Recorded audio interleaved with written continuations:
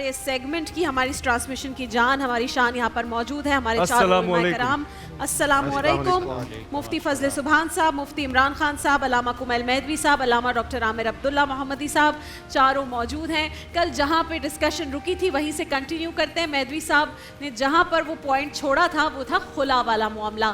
تو جب خلا پہ ہم نے بات شروع کی تو ایک پوائنٹ اینڈ میں انہوں نے کہا, میں نے کہا اس پہ تو دوبارہ بات کرنی پڑے گی, وہ یہ تھا کہ بہت ساری ریزنز ہیں جس کے بیس پر خلا لی جا سکتی ہے. لیکن مہدوی صاحب نے کہا کہ ان کے ہاں کس طرح سے ہوتا ہے, وہ باقاعدہ کچھ چیزیں ہیں جو پڑھی جاتی ہیں اور ایک پراپر طریقے سے جیسے نکاح ہوتا ہے ویسے خلا ہوتی ہے.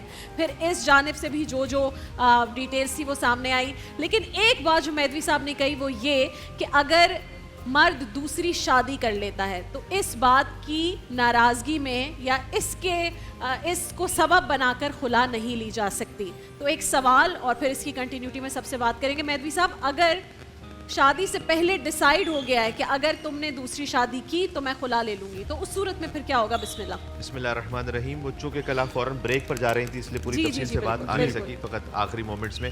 اب اللہ جانے کہ مستورات اس بات پہ خوش ہوں گی, ناراض ہوں گی, جو ہوں گی, لیکن جو بات حقیقت ہے وہ ہے کہ بہرحال اللہ سبحانہ و تعالیٰ نے جو حق دیا ہے دوسری اور تیسری اور چوتھی شادی کا, ان تمام شرائط کے ساتھ کہ اگر تم عدل نہ کر سکو پھر ایک ہی ازدواج کرنا.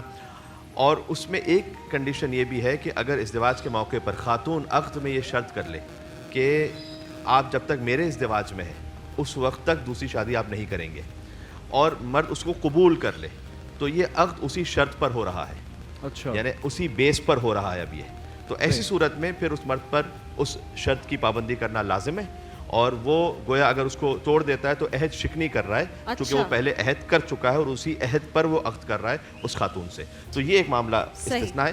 دوسرا یہ کہ فرض کی یہ عہد نہ بھی ہوا ہو لیکن انہوں نے دوسری شادی کر لی اور خاتون کو برا لگا, جیسے کہ تقریباً شاید 90% معاملات میں ایسا ہوتا ہو کہ برا لگا, اب وہ خلا لینا چاہیں تو وہ ریکویسٹ کر سکتی ہیں. اب بھی کوڈ زبردستی جاری نہیں کر سکتی فقہ جعفریہ کے مطابق. یعنی یہ کہ اگر مرد نہیں چاہ رہا, چونکہ اس نے کوئی ظلم نہیں کیا, اس نے اپنا ایک حق استعمال کیا ہے, یہ سب اسی مفروضے پر ہے کہ وہ اپنی پہلی زوجہ کا حق ادا کر رہے ہیں.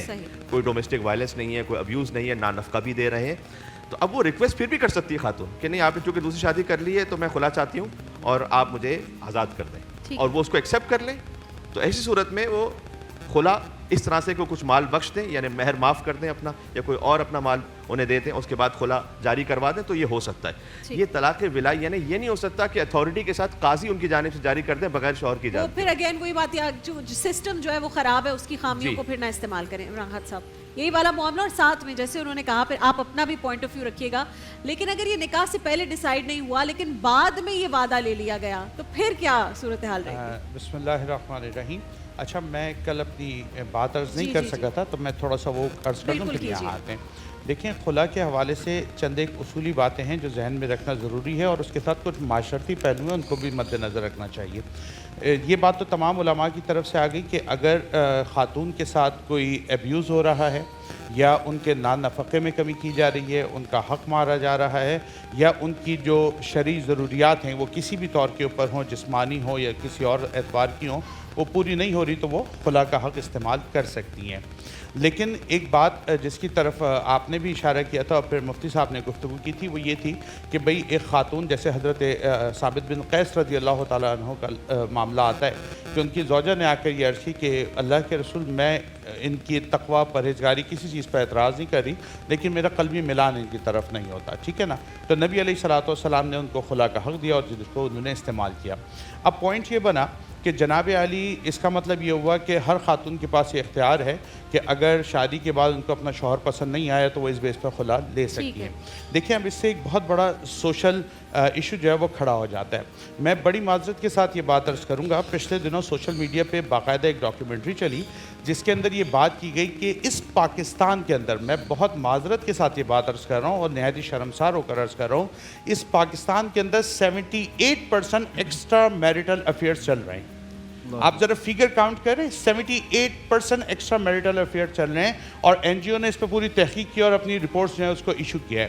اب ذرا آپ سوچیں, اگر اس بنیاد کے اوپر ہم اجازت دے دیں خواتین کو خلا لینے کی تو 78% خاندان بالکل تباہ ہو جائیں گے. بات سمجھ آ رہی ہے؟ تو میں عورتوں کی ریپرزنٹیشن میں، لیکن ایک اور بات بھی ہے، صرف مردوں کی طرف سے ایکسٹرا میرٹل افیئرز نہیں ہیں جی، عورتوں کی طرف سے بھی دیکھیں ایکسٹرا میریٹل افیئر مرد کی طرف سے تنہا تو ایگزسٹ کر ہی نہیں سکتا جب تک فریق مخالف اس کے اندر شامل نہیں ہوگا، یہ تو فریقین ہوں گے نا دونوں کی طرف.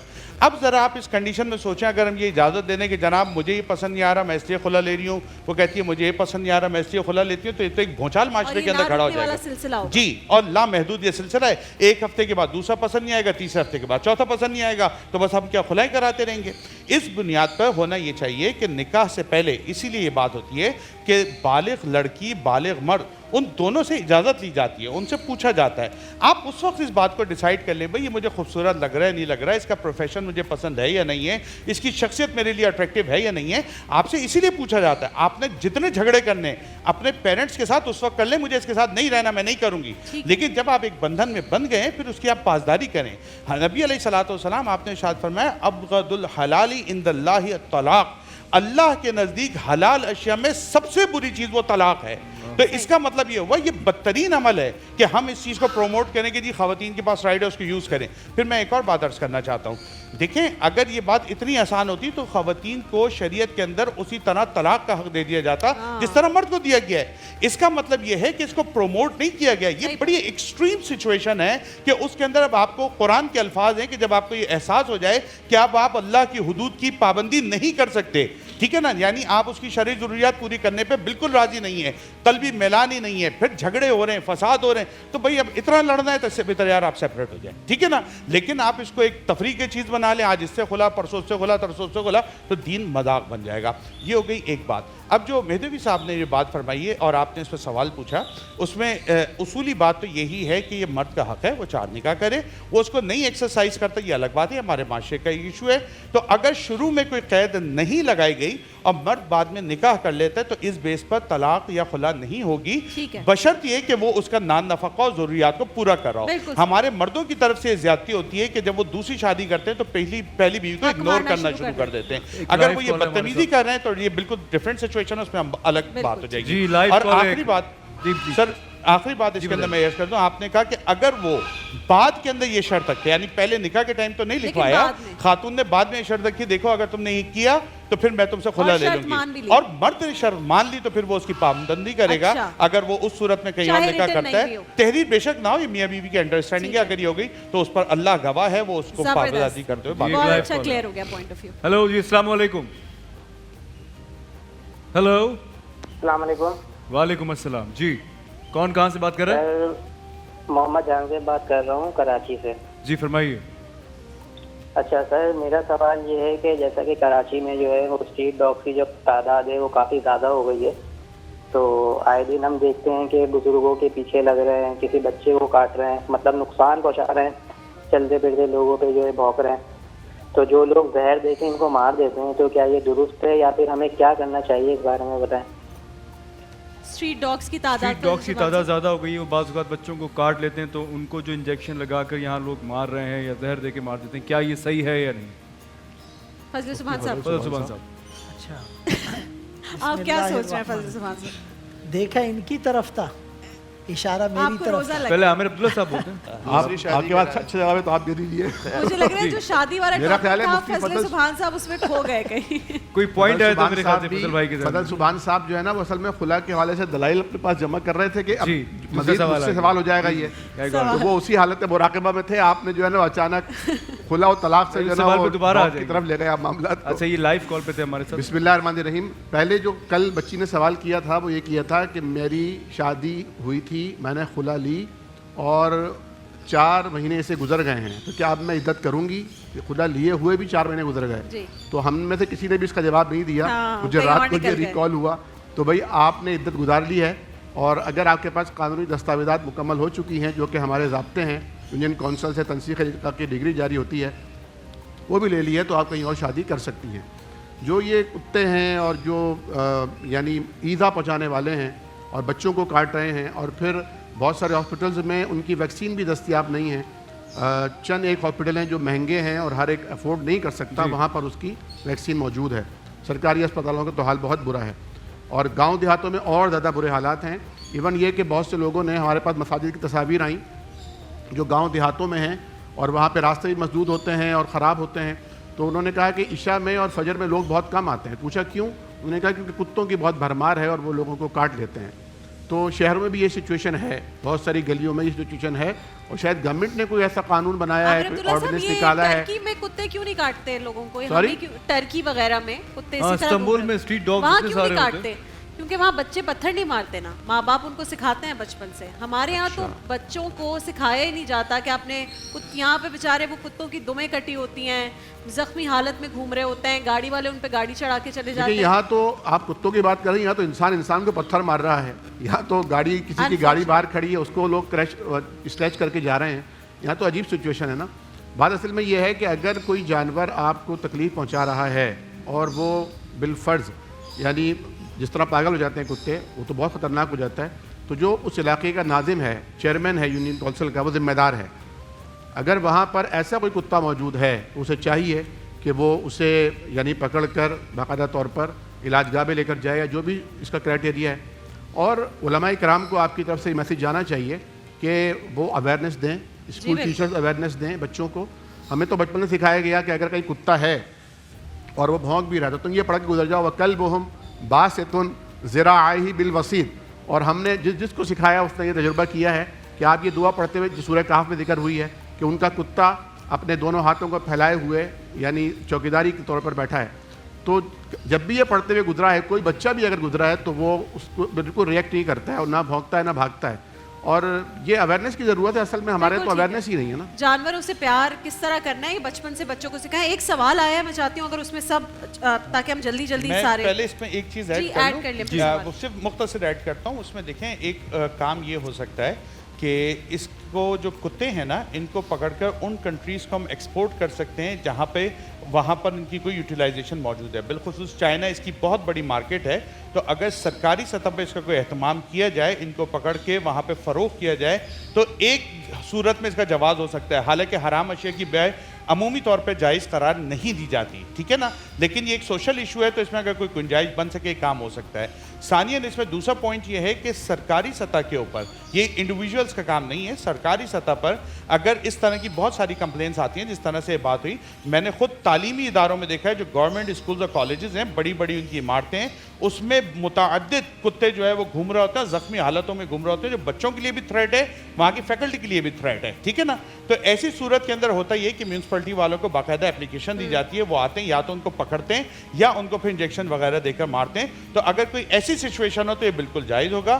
ہاں, فرد ذاتی کیپیسٹی کے اندر یہ نہیں ہے کہ وہ گن لے کر گھومتا رہے اور جگہ جگہ کتے نظر آئے تو شوٹ کرتا رہے. فرد کی سطح پر نہیں ہوگا, سرکاری سطح پر یہ کام کیا جا سکتا ہے. فضل سبحان صاحب یہ بھی, اور اس پر بھی بتائیے گا. ایک اور سوال آیا ہے, بہت میری ذاتی طور پر مجھے لگتا ہے بہت امپورٹنٹ ہے. بچی نے ایک انسٹاگرام پہ مجھے سوال بھیجا ہے, وہ کہہ رہی ہیں کہ کیا ٹک ٹاک لائیو کی کمائی حلال ہے یا حرام ہے؟ ٹک ٹاک یہ وقفے کے بعد پوچھ لیں فضل سبحان صاحب, وقفے کے بعد, تاکہ آپ کو پورا ٹائم ملے. اور یہ ہے بھی بہت امپورٹنٹ, لاہور اس کے مضافات میں اذان مغرب کا وقت ہوا چاہتا ہے. بریک کے بعد حاضر ہوئے. ویلکم بیک, ایک بار پھر خوش آمدید. اور جہاں سے ہم بریک پر جانے سے پہلے آپ کو بتا کر گئے تھے کہ فضل سبحان صاحب نے ایک جواب دینا تھا. طاہرہ, آپ کی آواز یہاں آ رہی ہے اور کچھ ایک چیٹرنگ بھی ہو رہی ہے, جزاک اللہ. فضل سبحان صاحب, ٹک ٹاک لائیو کی کمائی, ویسے تو ہم اوور آل سوشل میڈیا کی کمائی پر بھی اس پر پچھلے سال بھی بات کر چکے ہیں, لیکن جو بچی نے مجھ سے پوچھا انسٹاگرام پہ, وہ ٹک ٹاک لائیو کی کمائی کے بارے میں, کیا حلال ہے یا حرام؟ بسم اللہ الرحمن الرحیم. دیکھیں, رسول اللہ صلی اللہ علیہ وسلم کا فرمان ہے, لِكُلِّ أُمَّةٍ فِتْنَةٌ وَفِتْنَةُ أُمَّتِي الْمَالِ. ہر امت کے لیے ایک خاص چیز فتنے کا سبب ہوتی ہے, میری امت کے فتنے کا سبب مال ہوگا. اچھا, اسی لیے قیامت کے قریب ایسا زمانہ آئے گا, بہت کم لوگ سود کے ذرات سے اور شبہات سے بچ پائیں گے. اسی لیے سود یا کسی بھی حرام کو ری نیم کرنے سے وہ چیز حلال نہیں ہوتی. ٹک ٹاک لائیو ہو یا دیگر سوشل میڈیا پلیٹ فارمز یا ای لرننگ پلیٹ فارمز ہو, اس میں بنیادی طور پر ایک تو میوزک, دوسرا خواتین کی تصاویر, تیسرا فحاشی اور یانیت کو پروموٹ کرنا. پیسے کمانے کے لیے گھریلو خواتین بھی پتہ نہیں کیا کیا انداز اختیار کرتی ہیں, یہاں تک کہ بوڑھے لوگ صرف پیسہ کمانے کی غرض سے وہ اپنی معاشرتی اقدار کو ملیامیٹ کرتے ہیں، اپنی مسلم آئیڈینٹی اور تشخص کو پامال کرتے ہیں۔ ہم اپنے آنے والے بچوں کو کیا ٹرین سیٹ کر کے دے رہے ہیں، اور جس طرح بھی بات ہوئی کہ اس میں گفٹ کے نام پر لاکھوں روپے دیے جاتے ہیں، تو کوئی کسی کو لاکھوں کا گفٹ کیوں دے گا؟ اس کے پیچھے اس کا ایجنڈا ہوگا، اس کے پیچھے معاشرے میں اس کی اسلام کے خلاف کوئی نیگیٹیوٹی ہوگی۔ دیکھیں ابو الحسن ندوی رحمۃ اللہ علیہ نے سورۃ الکہف کی تفسیر لکھی اور اس کا نام رکھا معرکہ ایمان اور مادیت، ایمان اور مادیت کا ٹاکرا۔ اس میں لکھا ہے کہ مسلمانوں کے زوال کی سب سے بڑی وجہ انفاق فی سبیل اللہ کے راستے میں خرچ کرنا چھوڑ دیا۔ اللہ کے راستے میں خرچ کرنا کیوں چھوڑا؟ تعیش، عیش و عشرت کی وجہ سے۔ جب انسان سہولیات اور مراعات کے چکر میں پڑتا ہے، جو لاکھوں ہیں یہ آپ اچھے کام میں یوز کر سکتے تھے، لیکن آپ نے وہاں وہ لگژری لائف اسٹائل کے چکر میں پیسے کمانے کے لیے ادھر ادھر ہاتھ مارتے ہیں۔ اسی لیے یہ شریعت کی نظر میں، یعنی آپ کہہ رہے ہیں کہ کمائی حرام ہے لیکن جو خرچ کر رہا ہے وہ بھی غلط ہے، دونوں طرف سے ظاہر سی بات ہے۔ اچھا اسی میں ٹک ٹاک پہ بہت ساری ایسی ویڈیوز بھی ہوتی ہیں جو دینی اعتبار سے بہت اچھی ہوتی ہیں، رمضان کے اندر اتنی وائرل ہوئی بھی ہوتی ہیں، کیا وہ بھی غلط ہیں؟ پھر دیکھیں انما الاعمال بالنیات، اعمال کا دار و مدار نیت پر ہے۔ اب جیسے خلا کی بات بھی ہوئی تھی نا، تو وہاں بھی نیتوں ہر کو، چیز میں نیت والا فیکٹر ہے، نیتوں کو کنسیڈر کیا جاتا ہے۔ جہاں پر 78% ایکسٹرا میریٹل افیئرز کی بات ہوئی، وہاں پر یہ بھی تو ہیں کہ مردوں کی طرف سے خواتین پر وائلنس اور تشدد ہوتا ہے۔ میں ایک مسجد کا امام ہوں، ہزاروں لوگ ہم سے مسائل ڈسکس کرتے ہیں۔ جب بھی ہم سیٹل ڈسپیوٹ کے لیے جاتے ہیں تو وہاں مرد یہ چاہتا ہے کہ میری بیوی رابعہ بصریہ بنے، کسی غیر محرم کو نہ دیکھے، اور یہی مرد مختلف عورتوں سے تعلقات قائم کر رہا ہوتا ہے، یہ بدنظری کر رہا ہوتا ہے۔ تو اسی لیے وہاں پر شریعت نے جو خلا کا اختیار دیا، آپشن دیا، انزل الناس منازلہم، لوگوں کو ان کے سٹیٹس کے مطابق ڈیل کیا جائے، تو ایک عالم کی بات ایک خاص سیناریو میں ہوتی ہے، لیکن حدیث پاک میں جو اجازت اس عورت کو دی گئی، تو ایسی عورتیں وہ بے شمار ہیں جن کے مرد نان نفقہ نہیں دیتے، جن کے مرد اور عورتوں سے ناجائز تعلقات قائم کر کے ان کو جلانے کے لیے اپنی وہ چیٹ دکھاتے بھی ہیں۔ اسی لیے عورتوں کو جو حق شریعت نے دیا ہے وہ ہم ان سے نہیں دے سکتے۔ اور حدیث پاک میں تو یہاں تک فرمایا تم میں سب سے بہتر وہ ہیں جو اپنے گھر والوں کے لیے بہتر ہو۔ اور آخری بات میں وائنڈ اپ کرتے ہوئے ضرور کہوں گا کہ عورت تو وہ ذات ہیں جس کی سفارش رب نے قرآن میں کی، عاشروہن بالمعروف، ان کے ساتھ اچھا سلوک کرو۔ تو اسی لیے اگر ہر زاویے سے بات عوام کے سامنے آئے گی، مرد یہ پوچھے کہ بیوی کا مجھ پر کیا حق ہے، اور بیوی یہ پوچھے کہ مرد کا مجھ پر کیا حق ہے۔ یہاں پر دانش بھائی اگر یہ پوچھیں گے مردوں کے عورتوں پر حقوق کیا ہے، اور رابعہ بہن پوچھے گی کہ جی عورتوں کے مردوں پر حقوق کیا ہے، قرآن کہتا ہے علیکم انفسکم، تم پر لازم ہے اپنے نفسوں کی اصلاح۔ میں یہ مسئلے مفتیوں سے پوچھوں کہ میرے باپ کا مجھ پر، میری بیوی کا مجھ پر، میری اولاد کا مجھ پر، میرے مقتدیوں کا مجھ پر کیا حق ہے، تو معاشرہ سدھار کی طرف چلا جائے۔ کیا بات ہے، لائیو کال ہے ہمارے ساتھ۔ ہلو، السلام علیکم۔ وعلیکم السلام جی، کون کہاں سے بات کر رہا ہے؟ میں کراچی سے بات کر رہا ہوں۔ میرا سوال یہ ہے کہ جیسے 5 روزہ تراویح ہوتی ہے، 10 روزہ ہوتی ہے، 15 روزہ ہوتی ہے، تو یہ تراویح ہم پڑھ لیں تو ہماری تراویح کمپلیٹ ہو جائے گی یا بعد میں پڑھنا بھی ضروری ہے، کیونکہ قرآن تو ہم پورا سن لیں گے؟ تو اس حوالے سے مجھے تھوڑا گائیڈ کر دیں۔ بالکل صحیح، 5-6 دن میں جو تراویح ختم ہو جاتی ہے، ہم پورا قرآن جب ختم کر لیتے ہیں تو کیا باقی دنوں میں تراویح پڑھنا ضروری ہے یا نہیں؟ میں پوچھنا چاہوں۔ بسم اللہ الرحمن الرحیم۔ تراویح جو ہے وہ رمضان المبارک کی ایک خاص عبادت ہے، اور یوں سمجھ لیجیے کہ ایک بونس ہے۔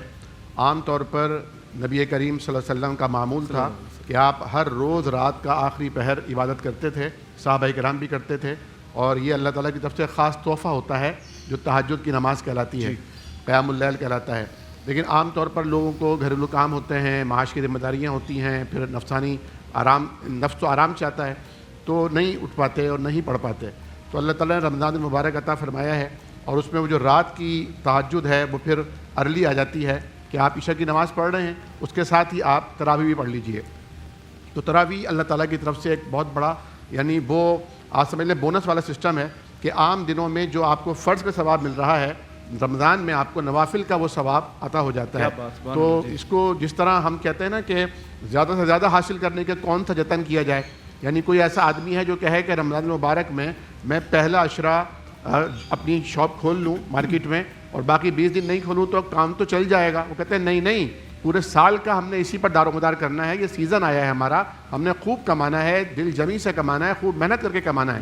تو قرآن بھی یہی کہتا ہے فَلْيَتَنَافَسِ الْمُتَنَافِسُونَ, آگے نکلنے کی کوشش کرو, فَاسْتَبِقُوا الْخَيْرَاتِ, بھلائیوں میں اور نیکیوں کی رغبت میں ایک دوسرے سے آگے بڑھو, مقابلہ کرو, مسابقہ کرو. تو آپ 3 دن 5 دن پہ اکتفا نہ کیجئے, آپ کوشش کیجئے کہ روزانہ آپ اس کو اویل کریں, کیونکہ ایام معدودات, گنتی کے چند دن ہیں. دن روزے کے لیے ہے اور رات اللہ تعالیٰ کے حضور کھڑے ہونے کے لیے ہے, قرآن کی سماعت اور قرآن پڑھنے کے لیے ہے. اور اس کو پھر عام طور پر ایک جس طرح بھی انہوں نے کہا نا تراویح ہو جاتی ہے, بھئی آپ ایک دن پڑھیں گے تو بھی تراویح ہو جائے گی, لیکن باقی دنوں میں بھی آپ کو فائدہ ہوگا نا, آپ اس کو استعمال کریں تو آپ کے لیے بہتر ہوگا. آگے بڑھیں گے سب متفق ہیں. پھر دوسری بات یہ ہے, ہمارے ہاں ایک بحث یہ بھی آتی ہے 8 پڑھیں کہ 20 پڑھیں. میں پوچھتا ہوں آپ پڑھتے ہیں؟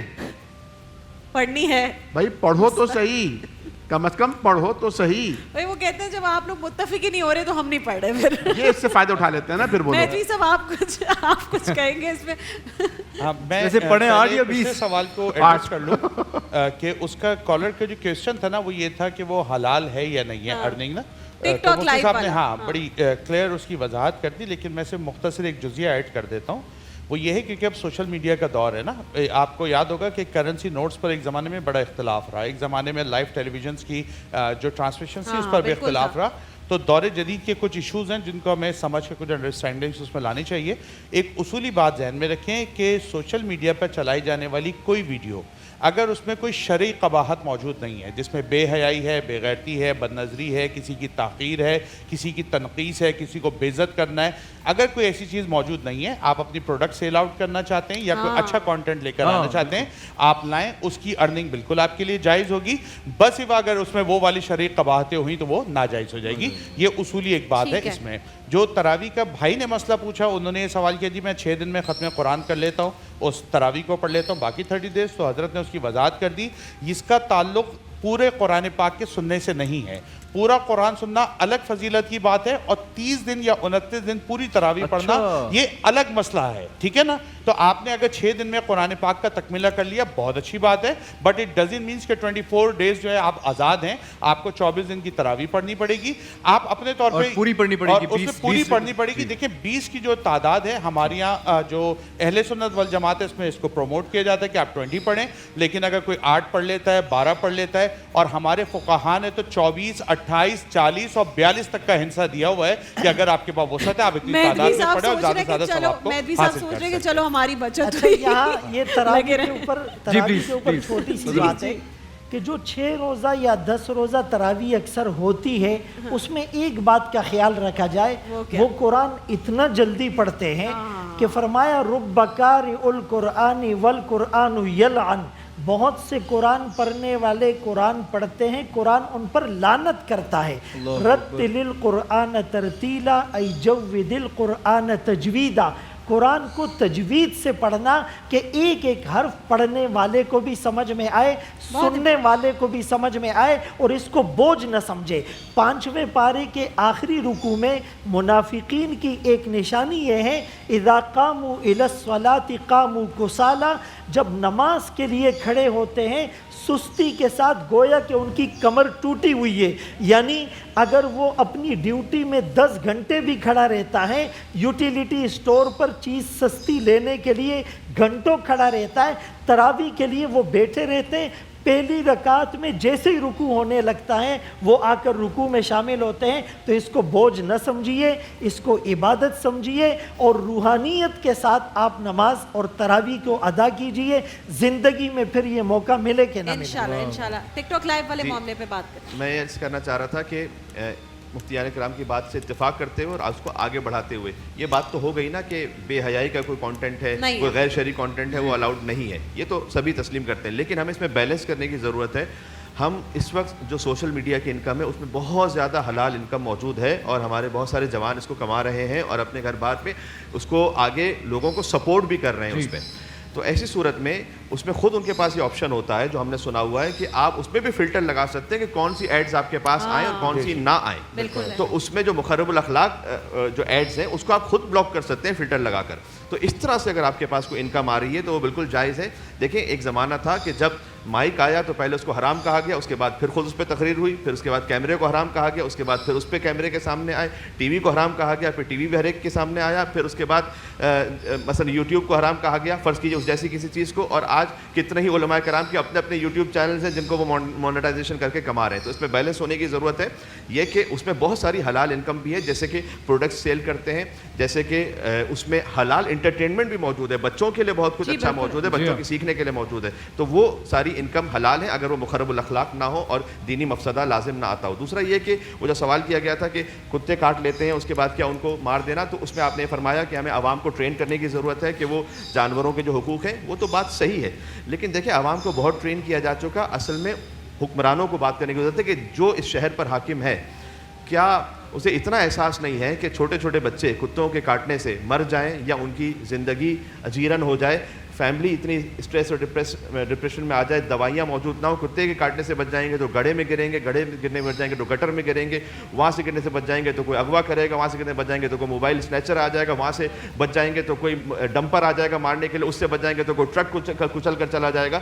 تو کہاں جائے بیچاری عوام, اس سے بھی بچ جائیں گے تو گیس سلنڈر کے دھماکوں سے پوری بلڈنگیں گر جائیں گی. تو مجھے تو نہیں سمجھ میں آتا کہ وہ سڑک پہ جو چلنے والا بیچارہ جانور ہے اس کو میں کتا کہوں یا کسی اور کے لیے لفظ استعمال کروں کہ جو اس وقت ہم پر حاکم ہوتے ہوئے اسے احساس نہیں کہ اس کی رعایا پر کیا گزر رہی ہے. جو گیس سلنڈر کا میدوی صاحب بہت اچھی بات کی, جو دھماکہ ہوا, مجھے بہت سارے لوگوں نے کہا جی ہم جوہر میں تھے ہمیں آواز آئی, نازم آباد کے دھماکے, ہم گلشن میں تھے ہمیں دھماکے کی آواز آئی. تو میں نے کسی سے کہا کہ صرف ایک جگہ دھماکے کی آواز نہیں جاتی اور وہ ہے ایوان, جی باقی ہر جگہ دھماکے کی آواز بھی جاتی ہے اور نقصان بھی جاتا ہے. جزاک اللہ, بہت شکریہ آج کی اس نشست کا, بہت اچھی مفید گفتگو ہوئی, اینڈ آئی ہوپ کہ اس سے کچھ نہ کچھ بہتری ہو. علماء کرام کا بہت شکریہ.